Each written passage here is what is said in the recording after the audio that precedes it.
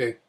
Uh, I wanted to include this, even if it's fuzzy, your cameraman kind of screwed up, but I thought this was a pretty important topic and at least interesting to some of you. So if you wouldn't mind looking past the fuzz and listen, you'll get a little bit out of this. It's only five minutes, so appreciate you being patient and listening.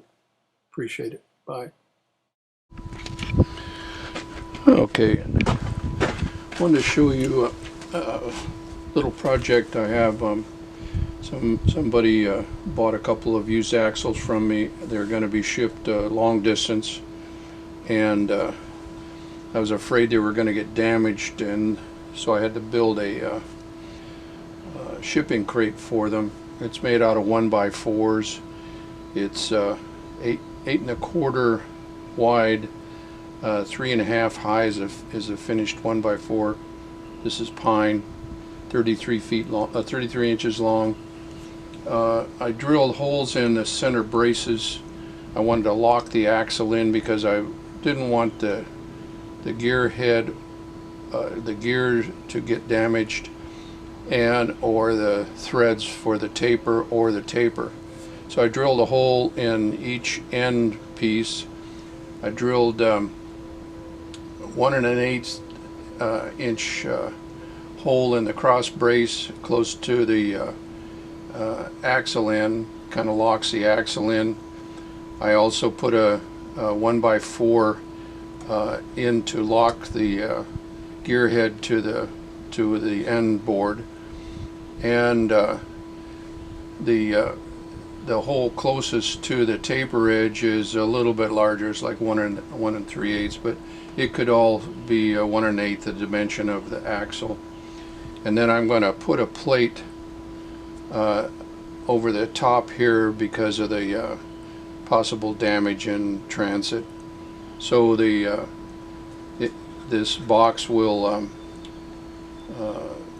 get a plate screwed to cover the end here to help protect this, and because when it's being slammed around, I don't want even the gear to get messed up.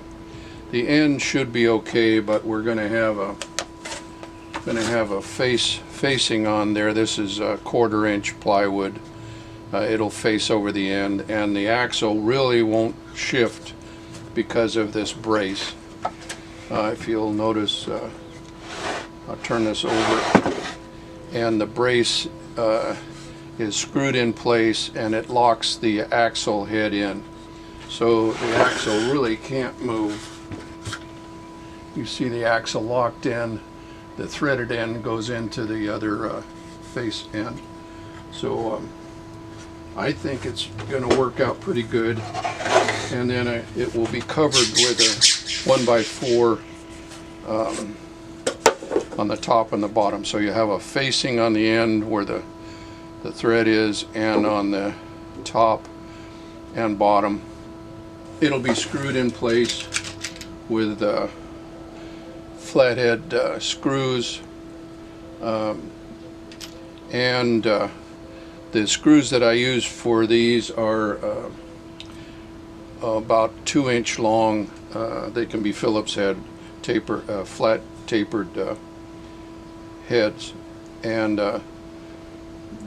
then I glued the ends to the side and screwed them. I glued and screwed the braces. I'm not going to glue the 1x4 on there, but I am going to put quite a few screws in it. I think it's going to hold up okay. You can keep going on this and endlessly try and protect it from baggage apes, but they're gonna break it if they feel like it, or it would be fun. So we'll see. This should protect it pretty well, and I don't know yet the weight, but it's probably 40 pounds. I'll have a gross weight because I've got to shop around for freight. It's going to the Midwest first, and then overseas probably. I wanted to show you this little project. I do have other axles if someone's needing them. Evidently now they're selling for over $500 a piece, and they're coming probably from offshore, some of them. And these are the originals. And unless the taper or the keyway or the threaded end is messed up, or the gears facing on the gears is wore out, you know, original ones are good for another 100 years, probably 90 years. As long as you maintenance it, and nothing catastrophic happens, you should be okay. So anyway, I thought it'd be useful for you to see this, and like I said, I've got quite a few different parts. Talk to you later.